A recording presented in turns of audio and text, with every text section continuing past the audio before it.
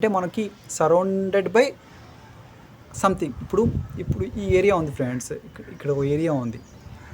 ఇప్పుడు గ్లాస్ ఉంది, ఈ గ్లాస్ ఉంది కదా, ఆ గ్లాసులో చిన్న ఏరియా ఉంటుంది. దాంట్లో మనం వాటర్ వేసాం అనుకోండి, there is a water in the glass. In the glass అని ఎందుకు చెప్తున్నాము? ఇన్ ది గ్లాస్ అంటే ఆ ఏరియా ఉంది, ఆ ఏరియా సరౌండెడ్ బై ఈ గ్లాస్ అనేది ఇలా ఉంటుంది కదా. అప్పుడు వాటర్ ఉందనుకోండి దాంట్లో, దాన్ని ఏమంటారు? There is a water in the glass అంటారు. అదే వాటర్ దాంట్లో పోస్తున్నప్పుడు ఏం చెప్తారు? వాటర్ దాంట్లో పోస్తున్నారు అనుకోండి, అప్పుడు ఏం చెప్తారు? అక్కడ ఒక మోషన్ ఉంది, ఆ మోషన్ ఉన్నప్పుడు ఏం చెప్తాం మనం? I'm pouring the water in to the glass.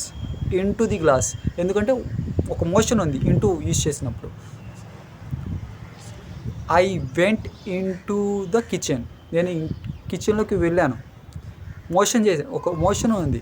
I'm in to the kitchen, I went in to the kitchen. I'm going in to the house, నేను హౌస్ లోపలికి వెళ్తున్నాను. అర్థమవుతుందా friends? I am going in to the house. ఒక news చూశాను friends, నేను పొద్దున్న news ఒక video చూశాను. సో ఆ వీడియో నేను ట్రాన్స్లేట్ చేసి చెప్తాను. ఇప్పుడు చూడండి ఇంగ్లీష్లో, నేను తెలుగులో చూశాను. అది ఒక వీడియో ఎవరో చేశారు. ఒక అబ్బాయి వీడియో చూస్తున్నప్పుడు ఒక చీతా అనేది, ఒక టైగర్ అనేది లోపలికి ఇంట్లోకి వచ్చేసింది. ఆ అబ్బాయి ఏమో భయపడకుండా దిగి డోర్ వేసారు. డోర్ వేసి పోలీసులు కాల్ చేసి సంథింగ్ జరిగింది, అంతవరకు చూపించారు. ఆ వీడియో చూపించారు, తెలుగులో చెప్పారు. దాన్ని ఇప్పుడు నేను ఏం ట్రాన్స్లేట్ చేస్తానంటే చూడండి. A 10-year, 11-year-old boy who was watching something on his phone. Out of nowhere, a cheetah walked into his house. అక్కడ ఒక మోషన్ ఉంది, లోపలికి వచ్చింది. Walked into his house. So he jumped. He was on the table while he was watching something on his phone. Suddenly, he saw that. So irrespective of any fear, so he faced that situation and he jumped off the table and he closed the door.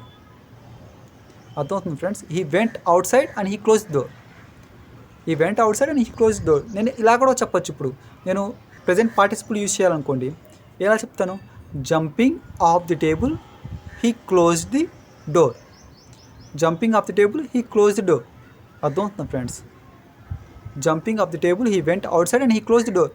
అతను jump చేస్తూ బయటికి వెళ్ళి close చేసాడు. Present participle వచ్చేసింది కదా friends.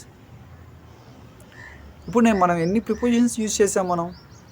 నేను last క్లాస్లో కూడా చెప్పాను, ఒక సర్ఫేస్ మీద ఉన్నప్పుడు దాని నుంచి సెపరేట్ అవుతున్నప్పుడు ఆఫ్ అనేది యూజ్ చేయాలి. సో ఐఎమ్ గోయింగ్ ఆఫ్ అంటాం, ఐఎమ్ గోయింగ్ ఫ్రమ్ అంటామా, నుండి నుంచి అని చెప్తామా? ఒక సర్ఫేస్ మీద ఉంది. So I took my phone off the table నుంచి తీసాను. I took my phone off the table. So he jumped of the building, he jumped of the table నుంచి సెపరేట్ అయ్యాడు, దూకాడు. అప్పుడు మనం ఏం ప్రిపోజిషన్ యూజ్ చేస్తాము? ఆఫ్ అనేది ప్రిపోజిషన్ యూజ్ చేస్తాము, ఓఎఫ్ఎఫ్ ఆఫ్ అనేది. సో టైగర్, ఆ cheetah came in to the house. Motion జరుగుతుంది, ఇన్ టు ది హౌస్. లేదు ఆ చీతా లోపల ఉంది అంటూ, that cheetah in the house. That cheetah was in the house. ఉండింది, పాస్ట్ గురించి చెప్పాలి. లేదు ఇప్పుడు ఉంది, is in the house. A boy is in the house. హౌస్లో ఉన్నాడు. So he is going in to the kitchen. అతను కిచెన్లోకి వెళ్తున్నాడు. He is going in to the drawing room. He is going in to the bedroom. అర్థమవుతుంది friends? So there is a water in the గ్లాస్లో ఉంది. There is a water in the glass. ఇది ఎందుకు use చేస్తామో ఒక limited ఒక ఏరియాని చూపిస్తుంది, అది పెద్దదా చిన్నదా కాదు. అదే ఆన్ ఎప్పుడు యూజ్ చేస్తామో, ఆన్ అనేది సర్ఫేస్ మీద. So that book is on the table. So we are on the first floor, we are on the second floor, we are on that road, we are on we are on Bandha road, we are on Elur road, we are on highway.